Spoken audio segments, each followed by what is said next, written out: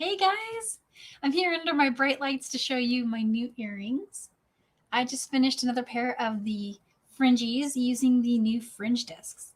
And in case you haven't heard about these yet, they are a dream that I had for a long time, and John Bead made them. So if you would like to get them wholesale from John Bead, it's an exclusive with them.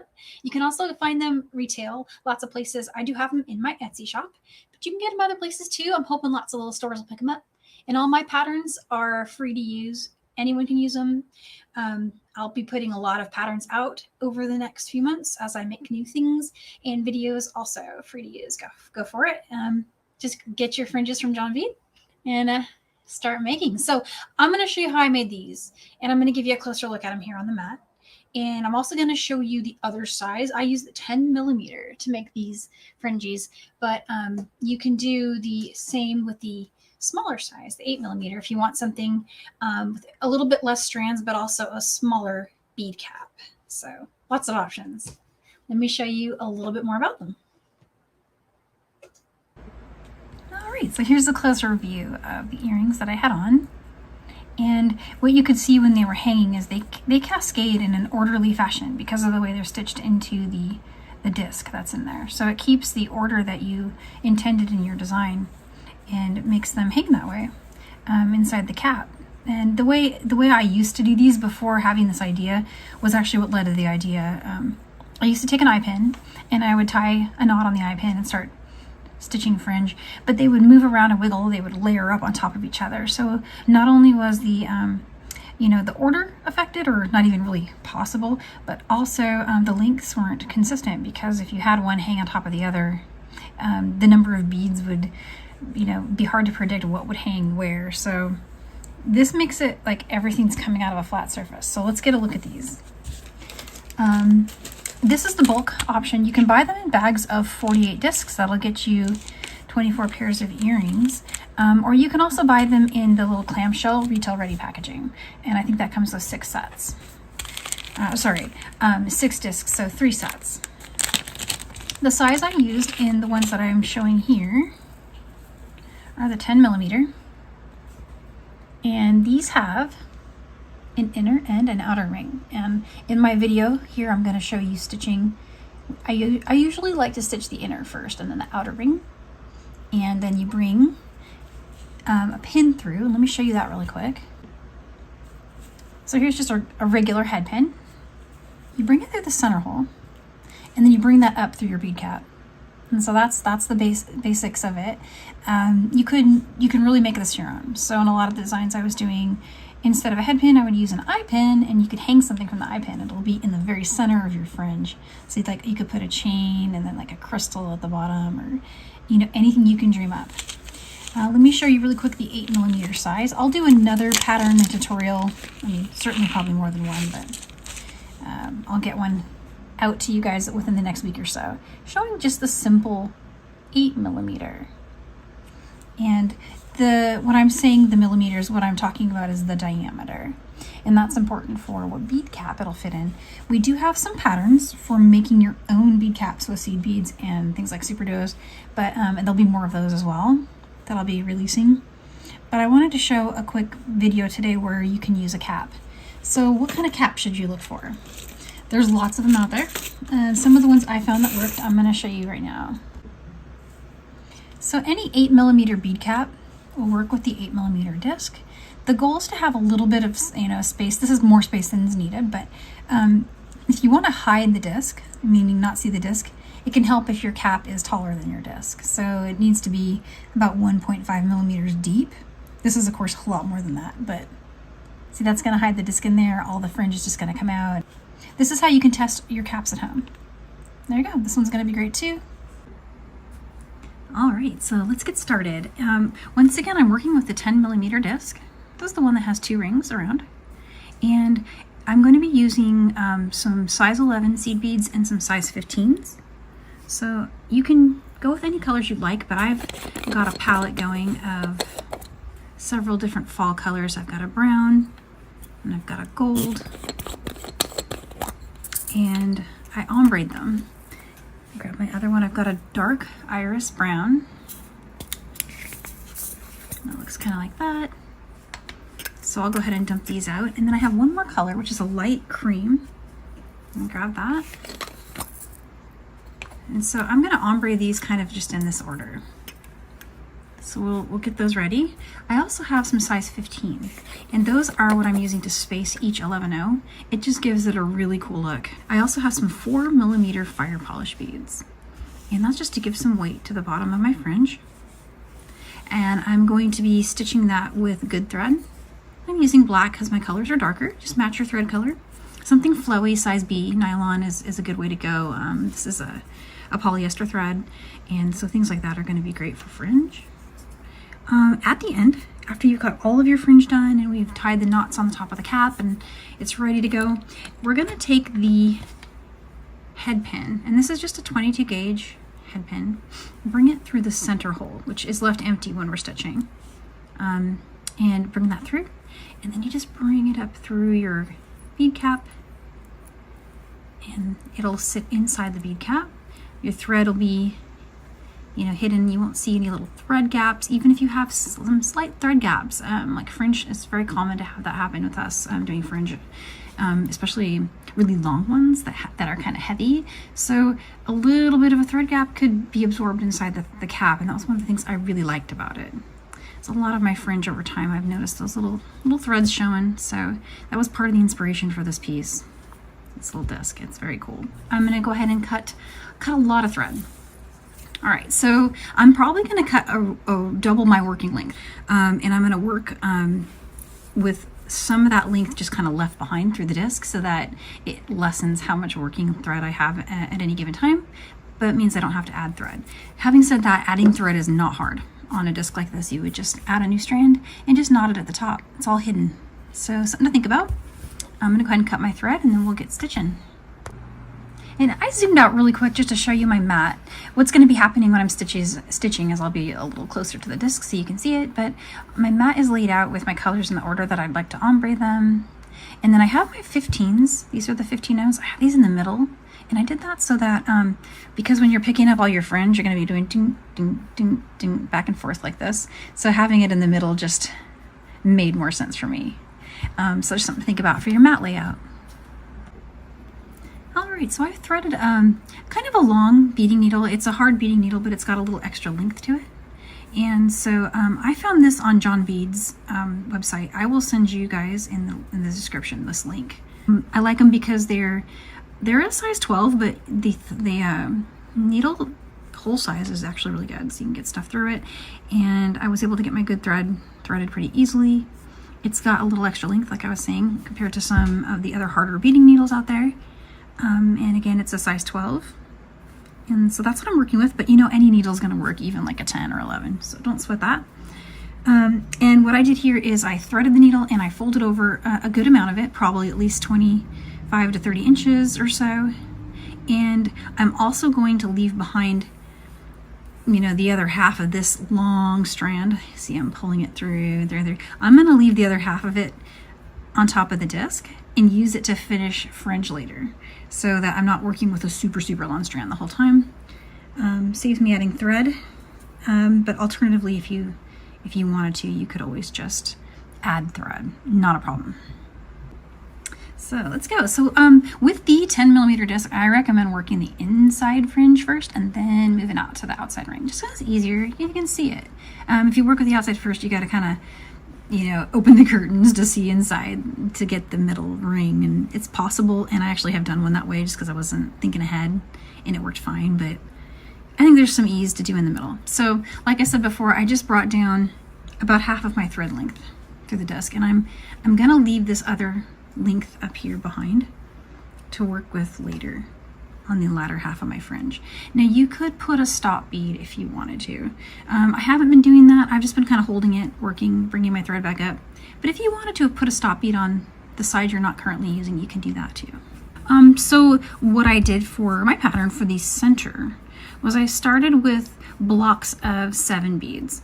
And so I picked up the first color A, so 1, and every time I do that, I'm spacing it with a size 15. So there's 1, here's 2, here's 3, and 4, here's 5, and 6 and 7. 7 beads there. Slide that down. Still working with a pretty long strand, so it's going to be a lot of sliding. And I'm going to now put another 15 on there just to kind of finish that up. Start with 7 gold. There's 7 here.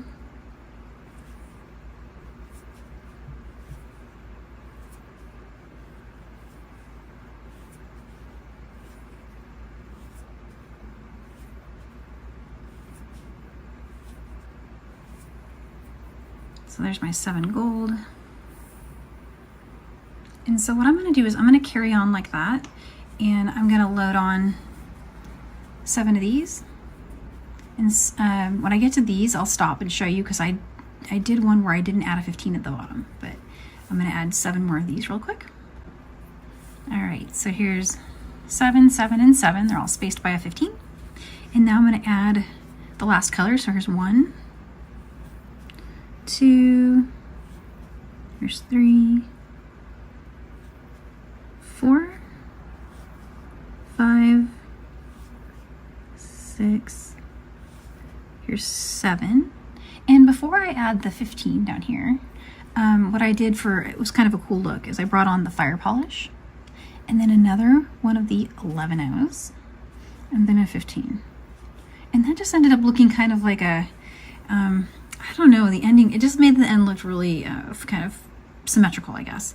So you see how it kind of comes out like that. You got the 11s, kind of, it goes up in size from the 15 to the 11 to the fire polish, back to the 11, back to 15. And this 15 is going to be our turning bead. So here's our strand, 7 of each color spaced by a 15. We ended with the fire polish. We're going to skip that last bead and come up through all of these beads here.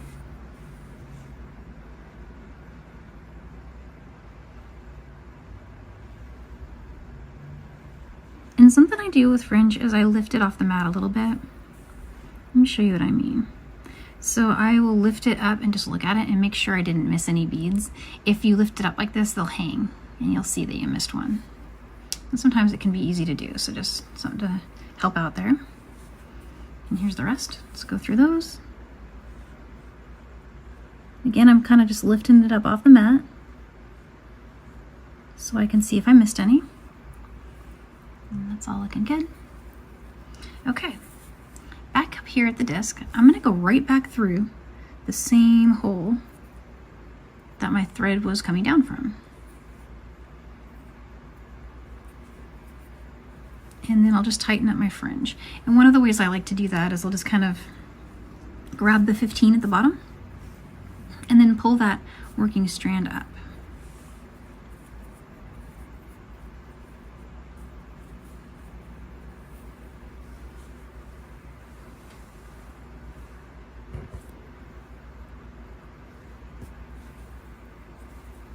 And this other strand here is just the one that we left in the beginning.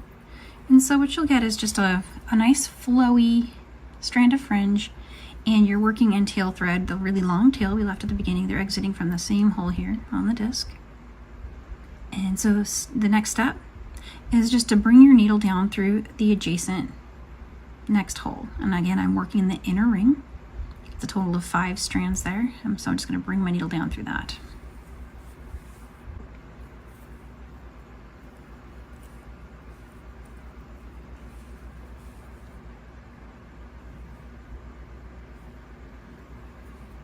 And just bring that all the way through.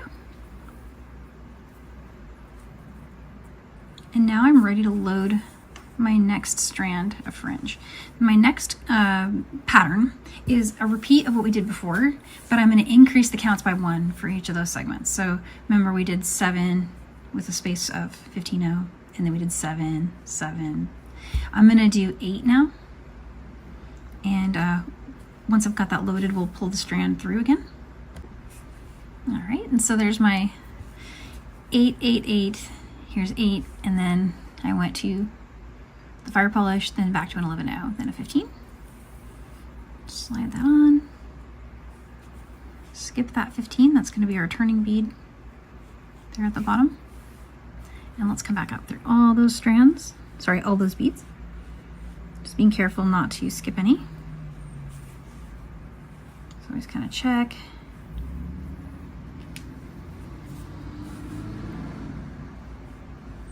As they get longer, you start to require a couple trips, even with a super long needle. I've thought about maybe using a looming needle, but sometimes they're a little thicker. I should try that again and see if that works. All right, so here you see I've gotten through all my fringe, and I'll just go right back through the hole on a fringe disc, the one that my strand is coming out of. And then over here off camera, what I'm doing is I'm pinching the 15-0 in my fingers, like that, and just pulling the strand here at the top through. This keeps it from tangling. And it helps with tension too, so. Whoop, there goes a bead. Okay, so now I've got 2 strands done. Here's what it looks like at the top. And again, this is our super long tail here. This is my working side that I just finished my fringe strand with. And what I have next to do is just turn and go down through the next hole with my needle side. I've got 2 strands done. You can see they're already starting to just lay out really perfectly. All right, here's my 3rd strand. I just strung everything. And again, I'm gonna skip that last bead, come back through all of those beads. And in this strand, I've kept the convention of spacing them with a 15-0, and I've increased the count by 1 since my last strand. So each of these has 9 beads. Each color segment has 9, spaced by a 15-0. And again, this pattern will be in the description for you guys if you like it. Okay, so got through those, right? And I'm here, see where it's exiting from the fringe disc there, and we just want to go through the same hole, the one we're exiting. And one thing I also wanted to mention is it can help not to puncture your thread, and it's good not to do that. By just kind of, see how I'm pulling it a little bit to the opposite direction so that I can go through. I can see and that I'm not hitting it with my needle. You could also go through with your eye side of your needle if you're really worried about puncturing. That might be the way to do it. So just a couple things to think about while you're stringing those, just to make sure that you don't get a snag in there, you know. And again, here I'm going to hold that 15-0 at the bottom, and I'm going to pull. Here's what's going on at the top. Here's what's going on at the bottom. Keep going. I ran out of arm length. Here we go. So these are really long strands. This is like an epic fringe design. So these were the segments of 9. All finished there. We've got 3 on. Here's what it looks like on the top. Little smiley face. We just have 2 more to go for the center. You can see those 2 there. So my next place I want to go through is my working strand right here, exiting from that hole right there. I want to go down through the next one, which is this one right here.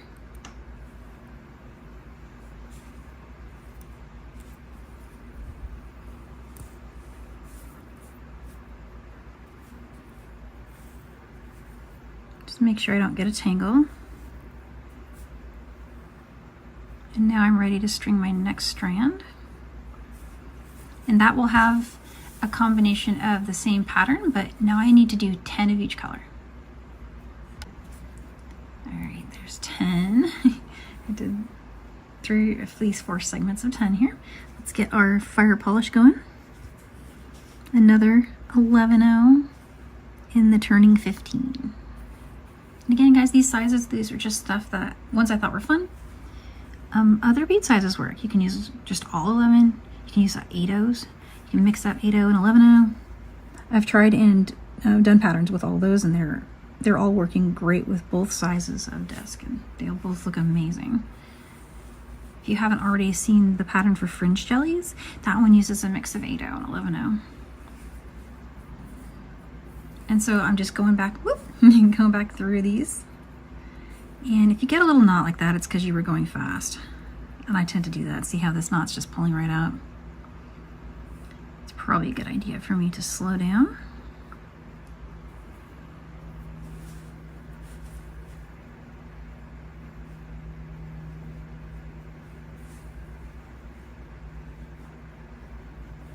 These are kind of epic. They take a long time. Okay, get through there. All right, and this got a little tossed around there with my knot, but let's take a look and see. I'm exiting from that one, and I want to go back through the one I'm exiting from. So just go through that, just being careful not to puncture my thread. Looks good. Okay, and now it's time to come back over here, and I'm just pinching that 15-0 in my fingers while I pull this through to tighten everything up. And bring that in.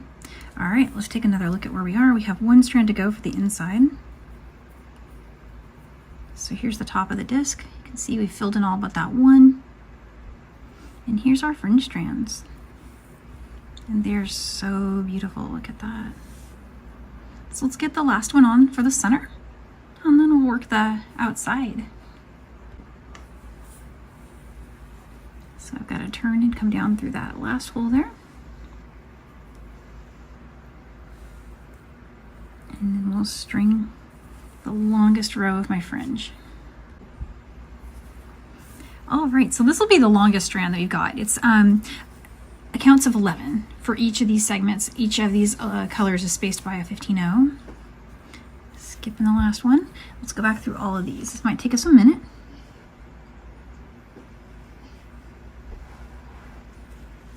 So there's one. Just gonna slide that down a little.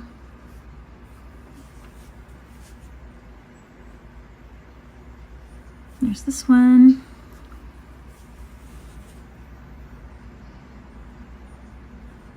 Coming on up to this one. And the last little bit here. Let's go ahead and continue through that hole in the fringe disc. Again, that's the one that your strand was coming down through. Going back up through it. And let's very carefully just pull all of this all the way up.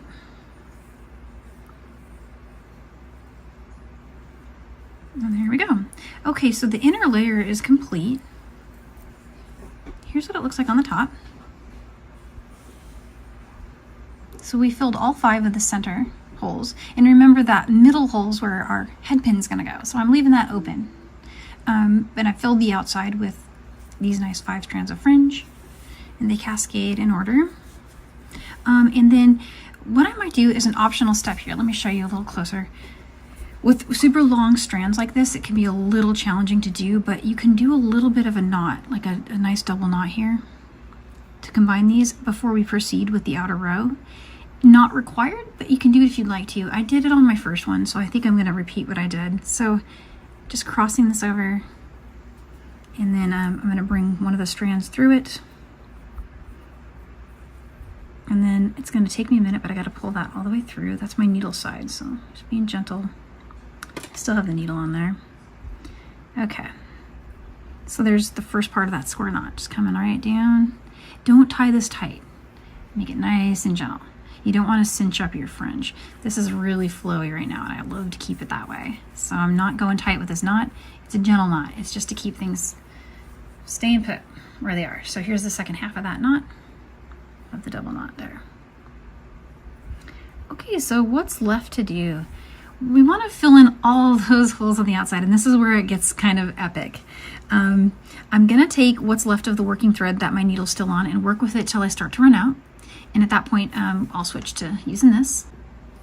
All right, so let's talk pattern for a second. You can do absolutely any pattern you like. I was playing and toying with the idea of reversing the ombre. And so what I thought is I would go in this direction. So from dark to light. So let's start with a darker color. I'm going to go with, and I'm still spacing them with 15-0. So here's my 11. There's 1, right? And then I go 2, and I don't count when I pick up my second one. So that's two 11-0s, and each has a 15 after it. Here's 3 with its 15. And now let's switch color. There's that. Okay, Here's 1, 2, and 3. Okay, next color. Here's 1, 2, and 3. That's 15. Next color. 1, 2, 3. And I didn't put my 15 here because I'm going to go right to a fire polish. Let's grab that. And then another 11, and then a 15. So that's going to look different. It's going to look pretty cool. Let's have a look at it. It's going to hang next to the shortest strand, like kind of in front of it. And it's going to look like that. And so now I'm coming up through the same hole that I was exiting with when I started the fringe stringing there. I've grabbed that 15 and I'm holding it here off to the side and just pulling them all the way through. Still have a lot of working length left. Again, I'm being really gentle with that. Okay. Now, what order do I want to go in? Meaning, which way is my spin? Let's take a quick look at it. So just lay that out. And so this was my short strand here. Here's my short strand. The next shortest one on the inner ring is this one, and it's going in this direction. So let's go this direction too. I'm just layering up, following that same convention where, in this case for me, going to the right. Doesn't matter what direction you go as long as it's consistent if you want it to lay this way. Okay, so now let's do 4.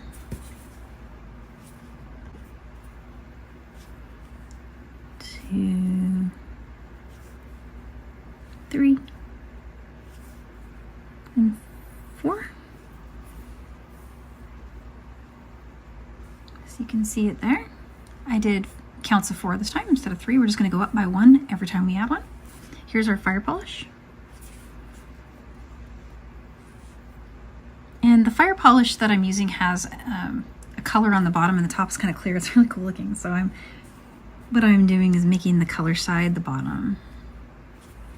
Just kind of for fun. All right, so there's that. There's the 15. Let's skip it. Wait, skip that one. Here we go. Back up through those. These are going to go a lot faster since they're not as long, but every time we make a new one, it's going to be 1 bead longer in each section, so it definitely grows pretty quick. And through all the beads, and then back up through that same hole on the fringe disc. Let's bring that up. And again, off camera here, I'm just pinching the 15-0 at the bottom so it can pull right up like that. Now let's make a turn down through the next hole. And every time I do this, I just kind of hold it up and look at it.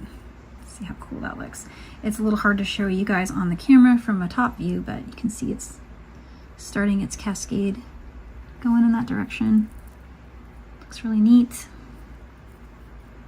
Okay, so I'm gonna stop the camera here, and what I'm gonna do next is I'm gonna create the next strand of fringe. And the next strand of fringe will have 5 of each color spaced by a 15-0. It'll end with a fire polish, it'll come back up. And I'm gonna finish that around, so it'll be 5, right?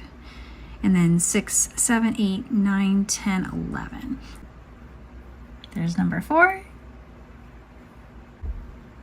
It's coming along, there's the next one. So just keep adding, and they'll swirl around in front of the ones in the middle.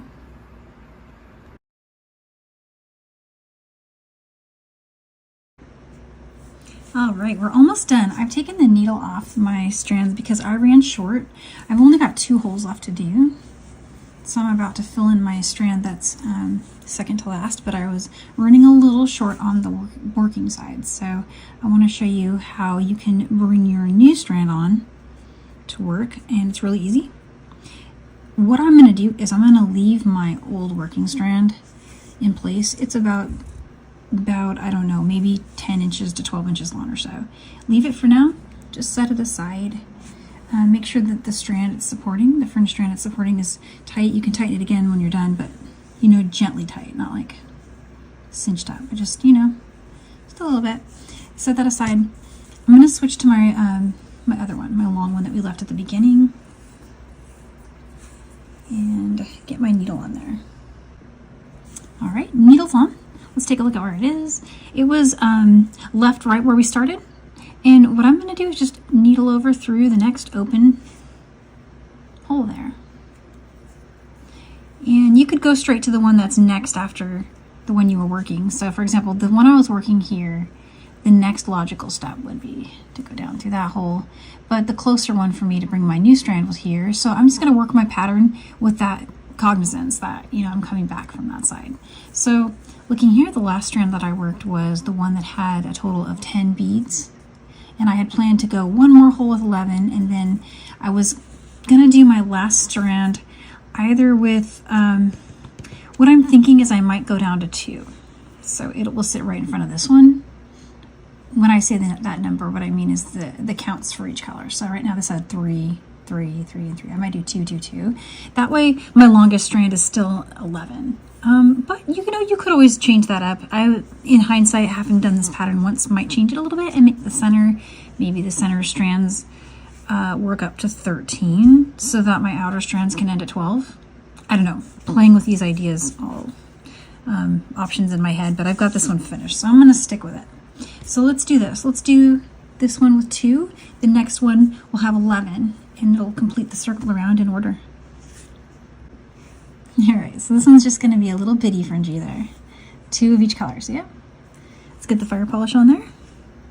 Cool thing about having the fire polish as weight is you can get away with having a little short strand like that. And it will still look really cool.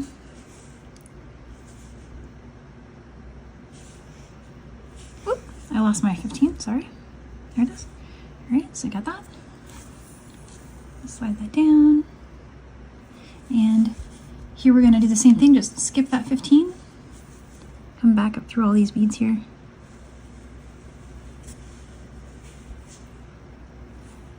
And we'll head back up through that same hole that we are exiting. So you can see right there, we're exiting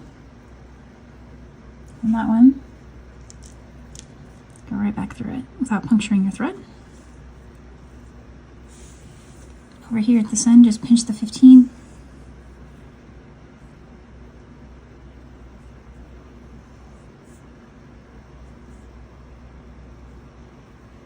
There's a little bitty strand. Okay, now we have one more left to do. It's this one here, see it? So we're gonna go down through there. All right, so the counts on this one are gonna be 11 of every color. And then we'll make our turn. All right, this is the last one here. And I'm gonna go back and go through all of these beads. Okay, so through all those, I'm gonna come up back through this hole right here, just our last hole in the fringe disc that hasn't gotten something in it, with the exception of the center. So we know the center is gonna be something special, right? A head pin or an eye pin if you want to drop a chain and a crystal down it. So much you can do. These are really cool. And I've got a little strand hanging out there. I want to fix that. Here we go. And pull. So what do we have? We have all of the outside ones done and all the inside ones done. So we've made a complete circle. And this is where I jumped my thread from in to out with both of those strands. And let's just do a very gentle double knot. Be real careful with this one that you don't over cinch your fringe strand, pulling too tight. But just do a gentle double knot here. Here's one.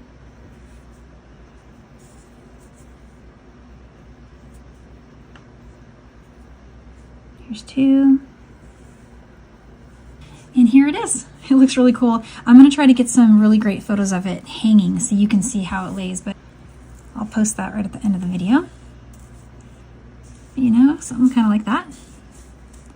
And so here's what we have left to do before we can suspend it. We got to make sure everything up here is good.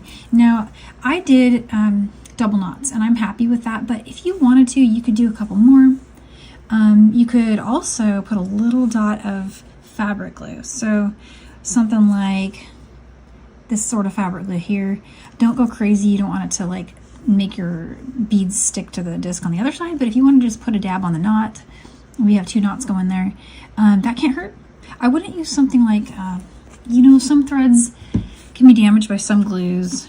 And so if you go with a fabric glue, you can't go wrong because it's meant to go on fabric and it's not going to burn it or anything. Because you want these to last, right? So I'm going to put a dot of glue on that, and then we will get a head pin and put it into the cap.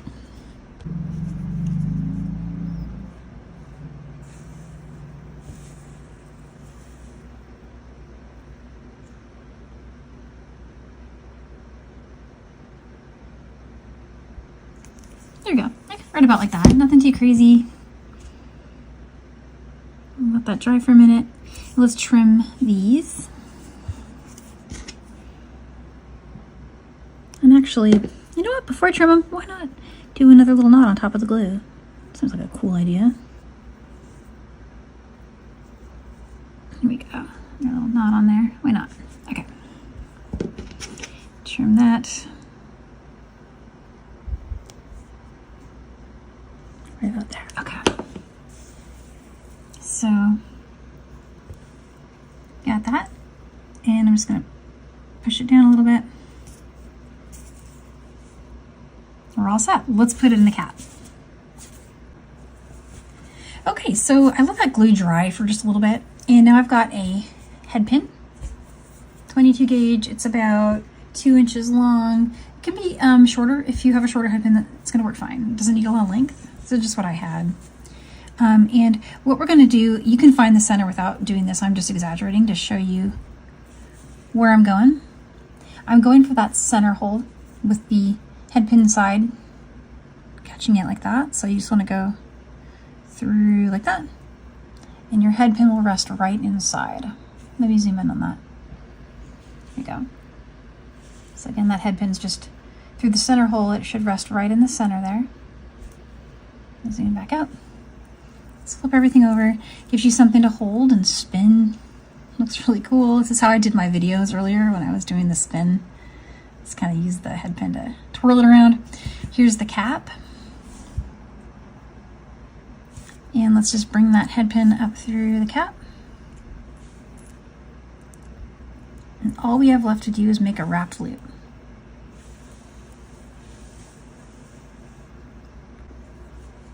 Okay, so here's some round nose pliers.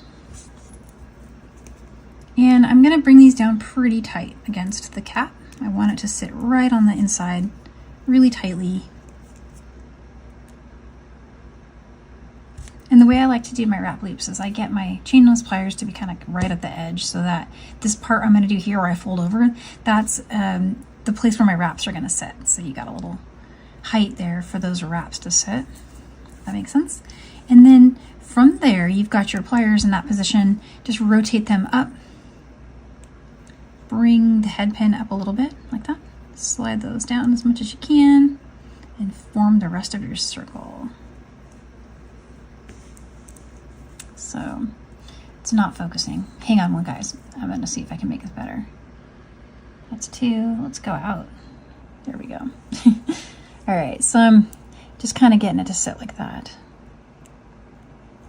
All right, and now I'm gonna grab some chain nose. Got some, actually, here's some square chain nose. Hold your loop in place with that. Make sure everything's tight here, and then let's start to do our wrapped loop. And I'm gonna make this wrap loop go tight down against the cap so that it holds the disc flat inside the cap. So I got room for 3 wraps there. Let's trim it with some flush cutters.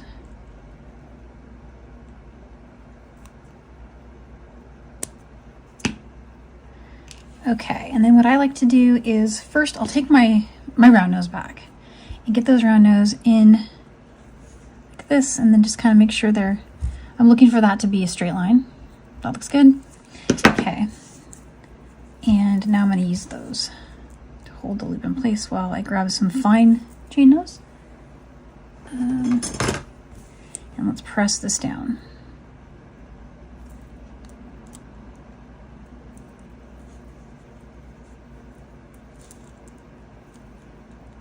All I'm doing is just pressing that tail down. So now we've got, let's get in small on that. That press down, that's the back. It's my front is where I crossed over. And all my fringes here. And just to give you a really good look at how this looks from the underside, you really don't see that cap. It's all covered up with our fringe here. I'm just making it messy so you can see everything going on. Kind of see it hidden there a little bit, not too much. So we'll get an ear wire on this, something really pretty. And there's your beautiful fringe earring. So easy to make, really quick design. All right, so all we have left to do is put our ear wires on. I went ahead and finished my second pair, and then I put the cap on same way we showed earlier. Okay, here we go.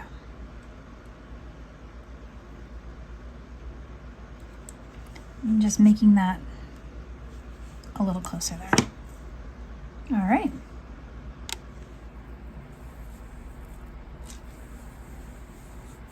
Let's try them on.